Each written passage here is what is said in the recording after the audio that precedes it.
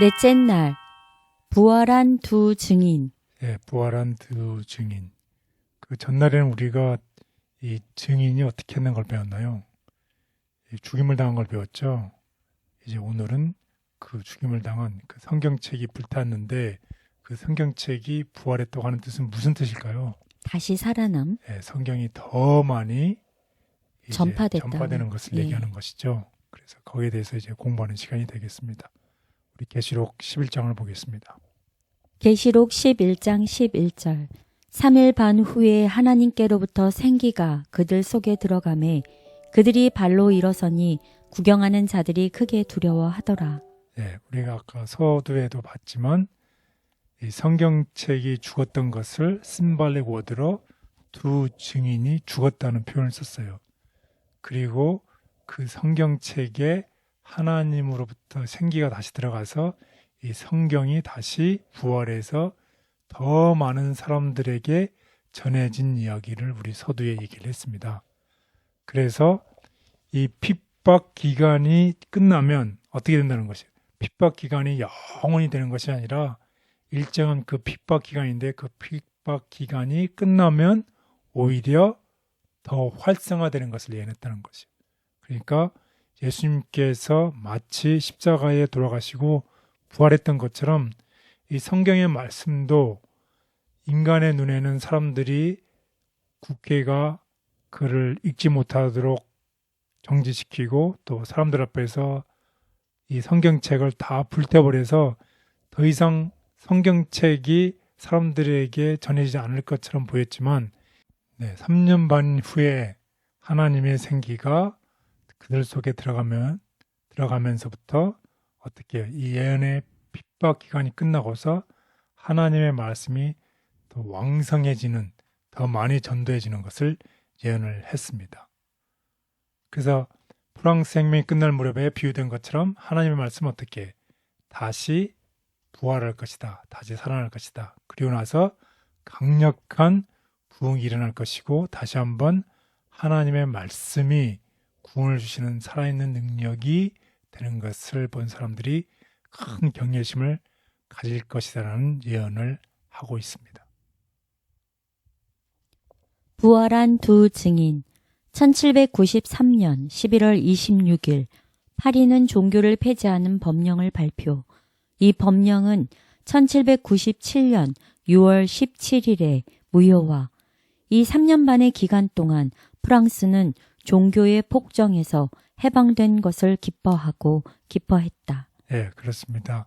우리 아까 3년 반이라는 기간을 봤는데 드디어 1797년에 6월에 이 법이 무효화되면서 이 3년 반의 기간이 프랑스는 종교의 폭정에서 이제 해방되고 하나님의 말씀이 이제 더 많이 전파되는 것을 볼 수 있습니다.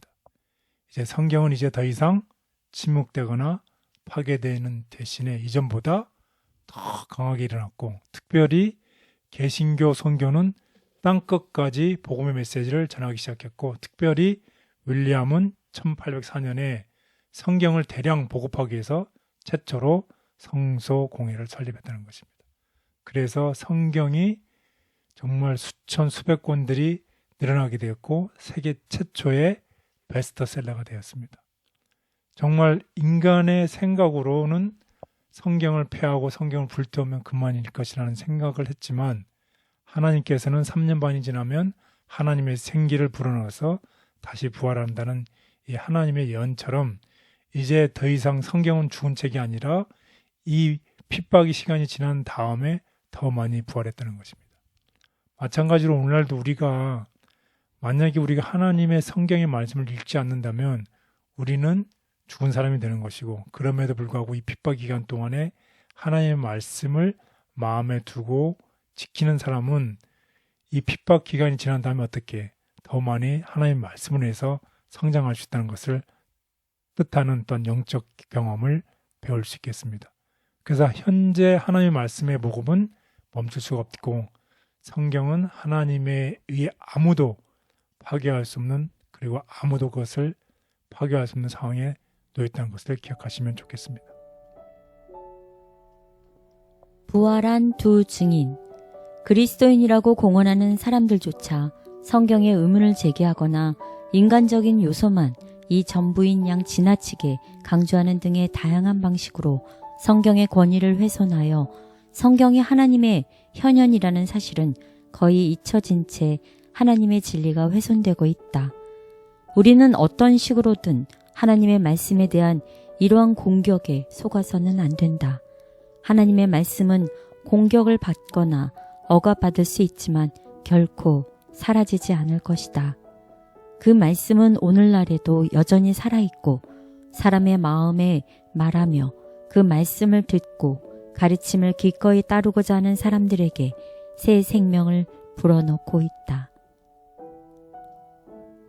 성경 말씀은 공격과 억압 중에도 사라지지 않고 여전히 살아서 사람의 마음에 말하며 이를 듣고 따르고자 하는 사람에게 새 생명을 불어넣고 있다. 이전보다 높임받은 두 증인. 하늘로부터 큰 음성이 있어 이리로 올라오라 함을 저희가 듣고 구름을 타고 하늘로 올라가니 저희 원수들도 구경하더라. 프랑스가 하나님의 두 증인에 대하여 도전하였으므로 그 두 증인은 오히려 전에 없이 높임을 받았다. 1804년에 영국 성서공회가 조직되었다. 그 후로 유럽 대륙의 이와 유사한 조직체들과 지부들이 형성되었다. 또한 1816년에는 미국 성서공회가 창설되었다. 환난과 압제 중에도 생명을 전하는 하나님의 말씀을 소중히 여기게 도와주옵소서. 귀하게 전해진 말씀의 능력을 땅에 떨어뜨리는 현대의 사조와 영향력에 물들지 않도록 지켜주시며 날마다 말씀의 능력을 경험하는 삶을 살게 하옵소서. 예수님의 이름으로 기도드렸습니다. 아멘.